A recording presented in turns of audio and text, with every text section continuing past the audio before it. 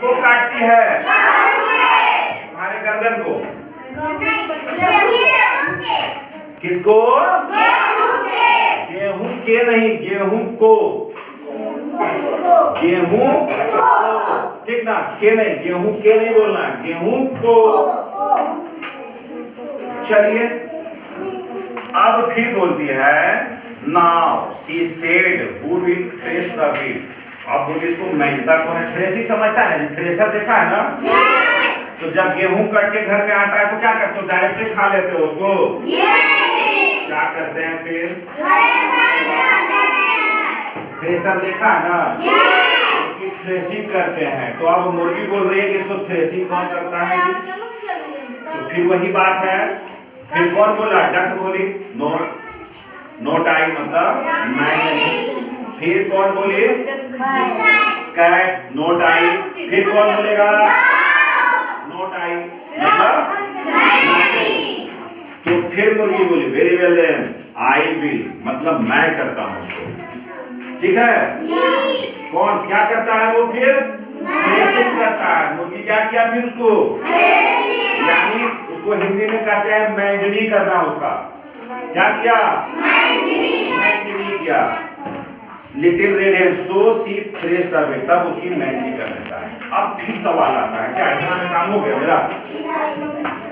अब कह रही है when she was threshed she said who will take the wheat to the mill to have it ground into flour। अब इसको जो है कौन लेके जाता है मिल में पिसवाने के लिए आटा? गेहूं को पिसने के बाद क्या बनता है? आटा तो देखा होगा, बहुत देखा होगा, खाने पीने का चीज। तो अब क्या बोली मुर्गी? क्या जिसको मिल ले जाकर के, मिल देखा है जी?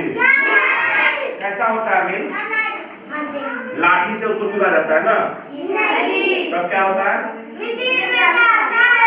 मशीन का होता है हुआ। मशीन कैसा होता है? क्या बोलते हैं? मशीन बोलते हैं। क्या बोलेंगे? Not machine. तो क्या बोलेंगे? मशीन। क्या होता है वो? मशीन। उसको मशीन नहीं बोलेंगे। शुद्ध क्या है? मशीन है। ठीक है? तो उस मशीन से पिसवाने कौन लेके जाता है? फिर वही है, बोलो कौन जवाब देगा? पहले जवाब कौन देगा? पहले बत्तख बोलेगा नोट आई। फिर कौन बोलेगा? फिर कौन बोलेगा? फिर बोला मैं नहीं, मैं नहीं, मैं नहीं। पहले डक बोला, फिर बिल्ली बोली और फिर कौन? फिर ये मुर्गी का जवाब है very well then I will मतलब यह भी मैं ही करती हूँ। Said the little red hen so she took the wheat to the mill. और वह उस गेहूं को कहाँ ले गई? मिल तक पहुंचाने गई। अब फिर सवाल आ गया oh no you won't said the little red hen I will and she called her नहीं you want said the little red hen I will। उसके बाद फिर बोला oh no you would not said the little red hen I will। बोला कि सब कुछ मैं ही नहीं करती हूँ। and she called her chicks and shared the bread with them। Oh no you won't, won't कहा है? बुड नोट को क्या करते हैं लोग? शॉर्ट लिखते हैं तो वॉन्ट लिखते हैं। इसको अगर हम बढ़िया से पढ़ेंगे विस्तार से तो क्या है? बुड नोट मतलब ऐसा नहीं बोलना है, ऐसा नहीं बोला जाना चाहिए। ठीक है? Said the little red I will. अब क्या बोला? And she called her chicks. Chicks मतलब हुआ मुर्गी के बच्चे को क्या बोलते हैं? क्या बोलते हैं? जोर से बोलो। मुर्गी के बच्चे को क्या बोलते हैं?